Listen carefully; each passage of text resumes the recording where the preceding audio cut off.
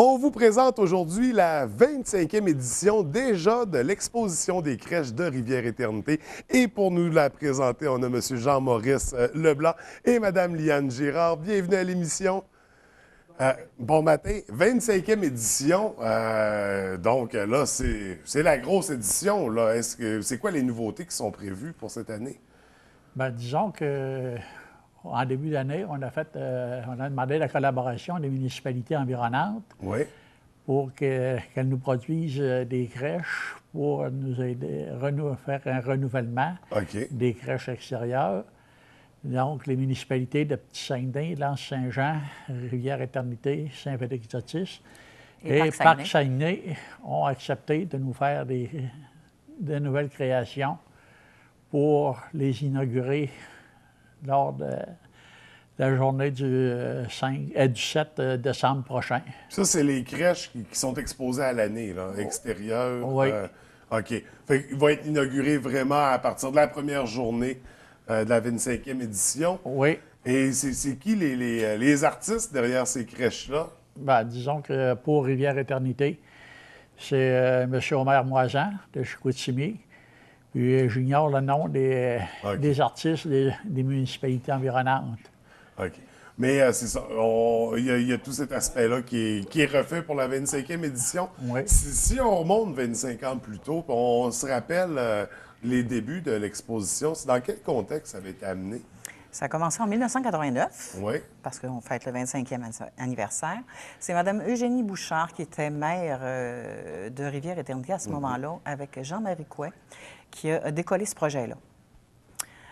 Et puis, c'est devenu quand même une exposition d'envergure parce que ça a été international, même de ça.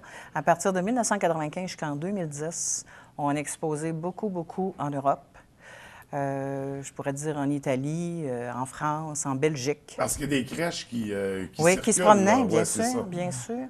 Même aujourd'hui, il y en a qui nous demandent de les prêter. Ça fait que depuis 1995 jusqu'en 2010, là, ça a été un gros 15 ans de vraiment international. Puis l'année passée, même de ça, on a eu quand même une exposition Connecticut. Les Chevaliers de Colomb des États-Unis ont demandé à avoir des crèches pour en faire une exposition. Combien de crèches? On a 35 crèches qu'on a envoyées aux États-Unis l'an passé, qui nous sont revenus au mois de mars-avril cette année. Et ça a duré combien de temps, cette exposition-là? On les avait expédiés en septembre, le temps qu'ils montent là-bas. C'était une grosse exposition quand même. Oui, c'est quelque chose. Quand même. Puis est-ce qu'il y a un événement comparable présentement dans le monde? Est-ce que c'est le plus gros événement d'exposition de crèches? Disons qu'il y en a une autre grosse exposition de crèches, mais à l'Oratoire Saint-Joseph à Montréal. OK.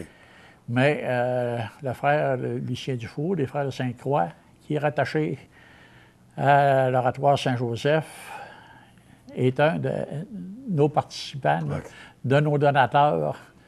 Il y a beaucoup de crèches qu'on a maintenant qui sont dons du frère Dufour.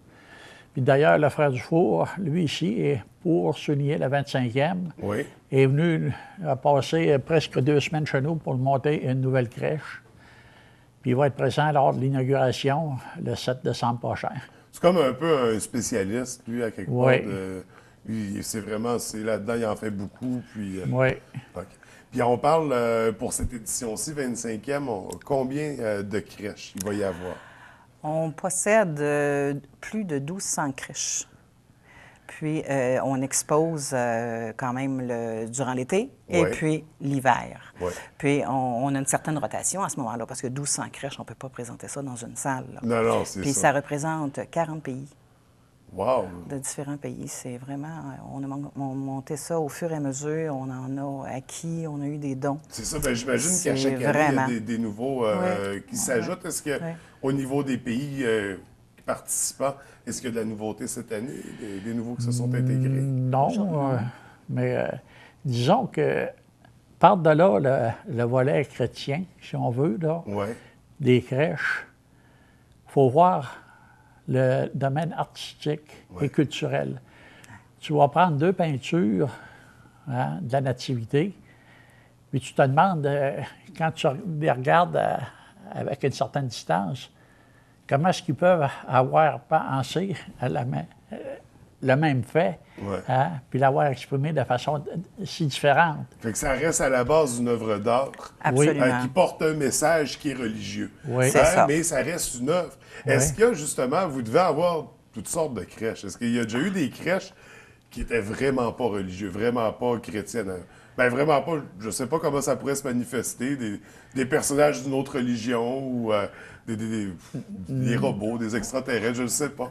Est-ce qu'il y a des crèches vraiment particulières des fois? On a une crèche en aluminium qui est vraiment spéciale. C'est ça, c'est plus au niveau des matériaux qui vont être utilisés. Qui vont changer, exactement. Okay, on en a dans une grosse miche à pain. C'est ça, la scène n'est pas réinventée, c'est les matériaux utilisés. Oui. C'est ça, dans du pain en aluminium, en chocolat, en papier mâché.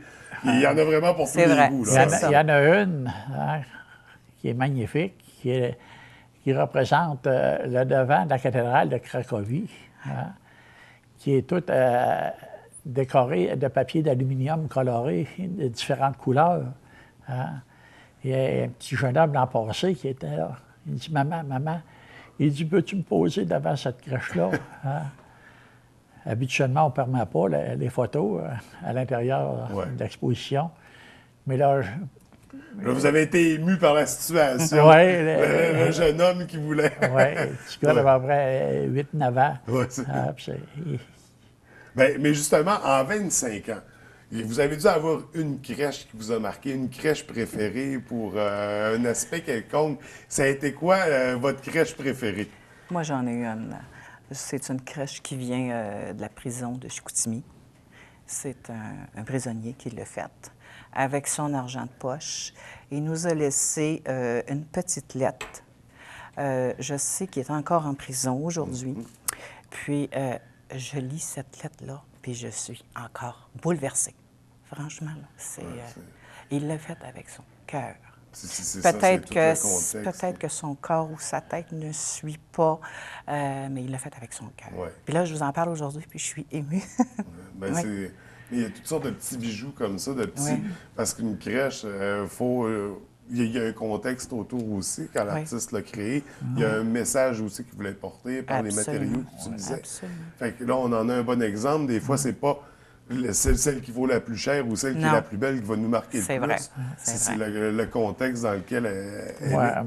Moi, mon coup de cœur, là, c'est une crèche, une miniature, une crèche à l'intérieur d'une noix de Grenoble. Oui. Wow, ça doit être incroyable. C'est de la manière que l'ouvrage, à l'intérieur de ça, là, c'est phénoménal.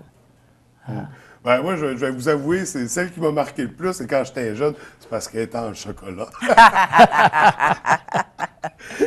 Mais il y a quelques crèches aussi. On voit tout le temps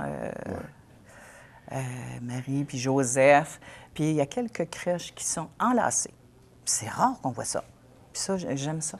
Oui. J'aime ça. Bien, c'est ça. Sans réinventer la scène, on peut quand même recréer le contexte, l'actualiser ou, c'est ça, rajouter des choses, des éléments. Mais il faut vraiment, c'est une 25e édition, c'est un incontournable. Il faut y aller. Oui, absolument, parce qu'on a plein d'activités aussi. Oui, bien justement, rapidement, la programmation, ça ressemble à quoi pendant toute la période de l'exposition? On commence le 7 décembre par une messe à 4 heures de l'après-midi qui va être célébrée par Monseigneur André Rivet. Ensuite de ça, on a notre président d'honneur, M. Stéphane Bédard, ministre responsable de la région Saguenay-Lac-Saint-Jean. Après la messe, on a le dévoilement de nos crèches extérieures, de nos nouvelles crèches. Après ça, on entre à l'intérieur. À l'intérieur, on a une nouveauté aussi cette année. On a une mosaïque qui a été débutée, c'est une œuvre collective qui a été débutée lors des Journées de la culture en fin de septembre. Avec la participation des enfants de l'école primaire. Oui. Ensuite de ça, la mosaïque s'est poursuivie lors du symposium les 11 et 12 octobre avec les adultes, puis les enfants ont quand même continué. Maintenant, la mosaïque est terminée. Elle a été remise à la municipalité qui, elle, en fait aux crèches, va être dévoilée au public lors de l'inauguration le 7 décembre prochain. C'est vraiment une œuvre collective, multigénérationnelle, locale. C'est la crèche de l'exposition. Mais il y a même des gens de l'extérieur, des artistes qui étaient au symposium, qui ont collaboré à poser quelques morceaux. Wow! Ça prend vraiment une portée communautaire. Puis ensuite de ça, le 8, le dimanche après-midi, à 14 h, on a un concert du Chœur Orphéon. Oui. À l'église de Rivière-Éternité. Puis l'exposition, ça continue tous les jours jusqu'au 12 janvier. Jusqu'au 12 janvier. Aucune excuse pour manquer la 25e édition. La période est assez grande pour avoir le temps d'aller vous visiter. Oui. Et ça, on peut y aller en groupe, en famille, tout seul. Par autobus. Par autobus. Vous prenez des réservations. On peut même de ça avoir des forfaits pour la nourriture aussi. On a l'auberge qui est à côté pour héberger. Et on a le parc des artistes, la nativité en haut. Je ne sais pas si vous êtes allé à Rivière-Éternité, dans la montagne, c'est tout illuminé. Il y a une grosse crèche. Ça prend 15 minutes à monter. Mais c'est 15 minutes qui valent la peine. Oui. C'est beau, c'est magnifique. En montant, tu as diverses scènes. Tu as 7 scènes différentes là, que tu peux voir. Aller jusqu'en haut, la crèche immense, d'une douzaine de pieds de haut. Puis la vue est extraordinaire. Et ça, c'est une des 1200 crèches. C'est ça. Mais il y a une chose qu'on oubliait de parler. Cette année, une autre nouveauté, on a commencé la production d'une série de 100 tons. Oui. On a 400 tons. Qu'est-ce qu'on a? C'est quoi des santons? Des santons, c'est des personnages de crèche qui sont à la saveur du folklore local. OK. Fait que les gens vont pouvoir se procurer pour les crèches personnelles dans nos salons. Oui. Comme chez nous, les 4 premières, là, on a la ménagère, on a le bûcheron, on a le jeune homme, puis on a un ours. C'est pas nécessairement Marie puis Joseph, là. Non, c'est ça. C'est pour le village. Le village en dessous du sapin. C'est ça. Comme en France, ils ont les Arlésiennes, le Boumian, le Remouleur, les bergers.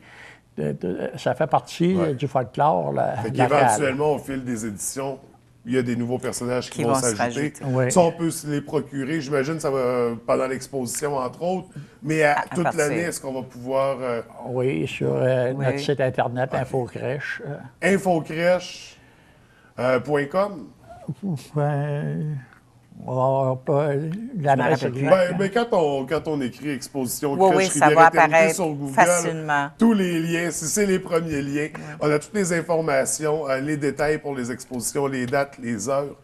Donc, j'invite les gens à les consulter pour planifier leur visite prochainement. Et on invite les gens à participer à l'ouverture le 7 décembre, c'est bien ça? C'est ça. La soirée du Chœur Orphéon le 8. Oui, l'après-midi du Chœur Orphéon. L'après-midi. Et on a jusqu'au 12 pour y aller, y retourner, amener nos amis, faire en sorte que tout le monde a vu ça. Ça vaut la peine. Ça vaut la peine. Même ceux qui sont venus cet été, ça ne sera pas la même chose. On fait vraiment... c'est reconnu sur le plan mondial. Donc, on a ça chez nous. Profitons-en. Je vous remercie d'être venu. Je vous souhaite une superbe 25e édition. On va se revoir pour la 26e. Sûrement. Merci beaucoup. Merci.